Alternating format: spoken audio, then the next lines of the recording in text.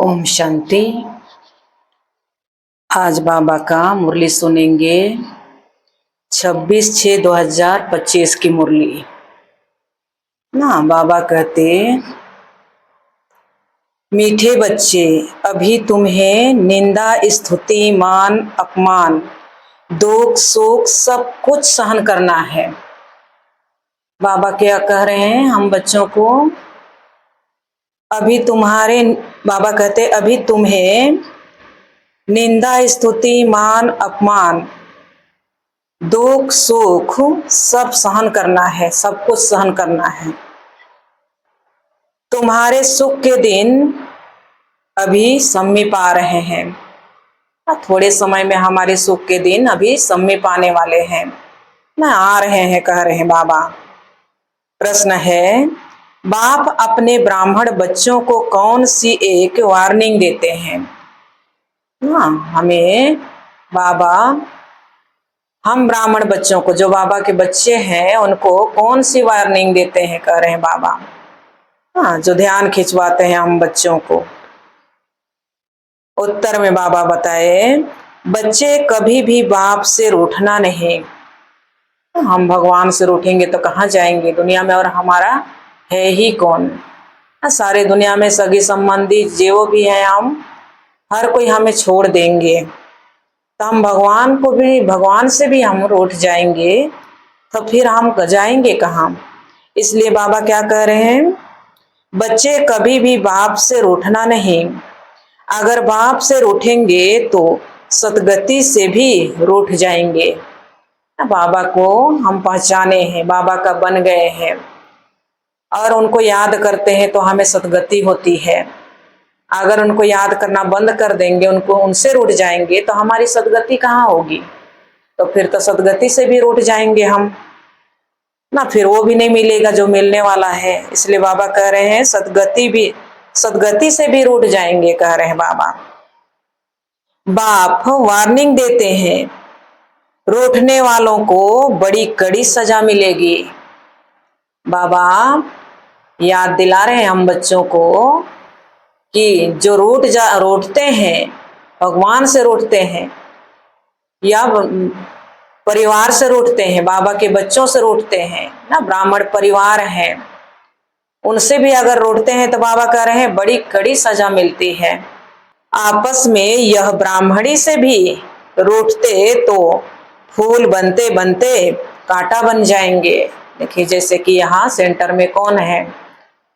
बाबा के साथ रहने वाले, बाबा के सेंटर में निमित्त जो है बहने ब्राह्मणी है ना, ब्रह्मा कुमार कुमारियां, उनसे रूठते हैं तो बाबा कह रहे हैं रूठेंगे तो कह रहे हैं ना, जैसे कि फूल बनते बनते कांटे बन जाएंगे, कह रहे हैं। उनके अंदर जो परिवर्तन आ रहा है वो भी खत्म हो जाएगा, फिर एक दूसरे को दुख देना शुरू कर देंगे।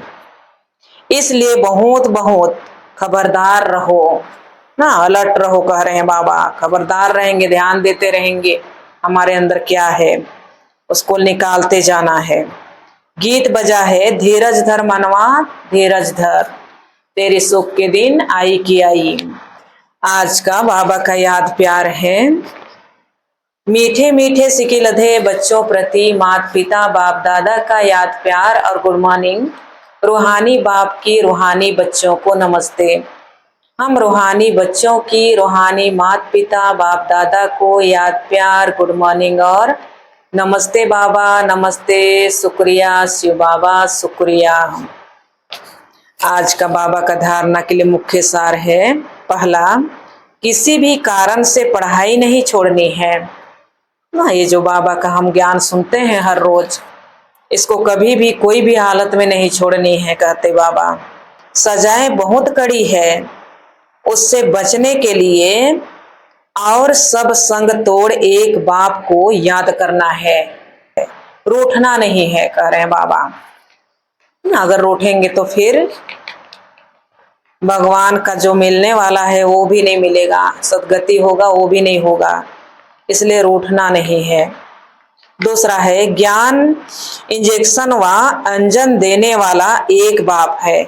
उस अविनाशी सृजन से कोई बात छिपानी नहीं है। हमारा बाबा क्या है? अविनाशी सर्जन है।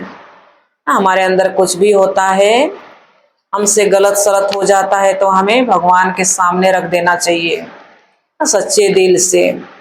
तो बाबा हम बच्चों को सावधानी देते रहते हैं, और हम छिपाएंगे तो क्या होगा? और बढ़ते जाएगा, वृद्धि होती जाएगी। इसीलिए बाबा क्या कह रहे हैं? वो अविनाशी सर्जन है ना। दुनिया में तो डॉक्टर क्या करते हैं? शारीरिक दवाई देते हैं ना, सारे शरीर का बीमार छूट जाएगा, लेकिन हमारी आत्मा का बीमारी को कौन दूर करे? तो हमारी अविनाशी सर्जन ही है जो हमारी आत्मा का बीमारी को दूर करने वाले हैं। इसलिए कोई भी बात को भगवान से नहीं छिपाना है। बाप को सुनाने से झट सावधानी मिल जाएगी। बाबा को हम सुना देंगे तो तुरंत सावधानी देंगे, इसी मुरली में दे देंगे। वरदान है तन की तंदुरुस्ती, मन की खुशी और धन की समर्थि द्वारा श्रेष्ठ भाग्यवान भव। ना तो देखिए बाबा हम बच्चों को हर चीज देते हैं, अपना बच्चा बनाते हैं। तो विस्तार में बाबा बोले संगम युग पर सदा 100 में स्थित रहने से तन का कर्म भोग सूली से काटा हो जाता है। अपने आत्मिक स्थिति में स्थित रहने से बाबा कह रहे हैं बड़ा रूप में आता है बीमारी, चाहे कुछ भी परिस्थिति, वो सूली से काटा हो जाता है, कह रहे हैं छोटा से छोटा बन जाता है। तन का रोग योग में परिवर्तन कर देते हो ना। हमारे तन में भी बीमारी रहता है, सो बाबा की याद से हमारी वो रोग भी चला जाता है, परिवर्तन हो जाता है। इसलिए सदा स्वस्थ हो, मन मनाभव होने के कारण खुशियों की खजाना से सदा संपन्न हो। बाबा कह रहे हैं मन मनाभव होने के कारण बाबा को हम अंदर अंदर याद करते हैं तो हमें खुशियों की खजाना मिलती है। ये मन की खुशी भी प्राप्त है और ज्ञान धन सब धनों से श्रेष्ठ है। वो धन तो खत्म हो जाएगा थोड़े समय में, परंतु ये जो हम बच्चों को बाबा ज्ञान धन दे रहे हैं ना, ये धन को कोई छीन नहीं सकता। हाँ, ये धन हमारे साथ जाएगा जहां भी जाएंगे हम। ज्ञान धन वालों की प्रकृति स्वतः दासी बन जाती है ना। जिनके अंदर में ज्ञान का धन है उनके पास प्रकृति भी दासी बन जाती है, और सर्व संबंध भी एक बाप के साथ है, संपर्क भी होली हंसों से है। इसलिए श्रेष्ठ भाग्यवान का वरदान स्वतः प्राप्त है ना। हमारे कितने भाग्यवान हैं हम, वह भाग्यवान का भी वरदान स्वतः प्राप्त है। स्लोगन है याद और सेवा दोनों का बैलेंस ही डबल लॉक है ना। हम बाबा को याद करते हैं और बाबा के घर का हम सेवा करते हैं तो हमारे अंदर में जितना भी खजाना है उसका डबल लॉक लग जाता है, कोई छीन नहीं सकता ना। चोर लोग क्या करते हैं? चोरी करते हैं बोल के डबल लॉक लगाते हैं। ऐसे ही हमारी याद और सेवा ही डबल लॉक है। अब आज का व्यक्ति सारे बाबा का आत्मिक स्थिति में रहने का अभ्यास करो, अंतर्मुखी बनो। जैसे अनेक जन्म अपने देह के स्वरूप की स्मृति में नेचुरल रही, वैसे ही अपने असली स्वरूप की स्मृति का अनुभव थोड़ा समय भी नहीं करेंगे क्या?